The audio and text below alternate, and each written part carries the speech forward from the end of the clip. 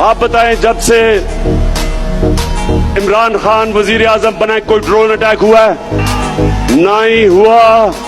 और मैं आज अब सबके सामने कहता हूं कि कभी किसी ने कोशिश की ड्रोन अटैक करने की, मैं पाकिस्तान की एयरफोर्स को कहूंगा कि वो ड्रोन को नीचे गिरा दे, इसलिए कि ये कानून की खिलाफ वर्जी है। कोई दुनिया में कानून इजाजत नहीं देता कि आप किसी के मुल्क में आके अटैक करके और लोग मार दें।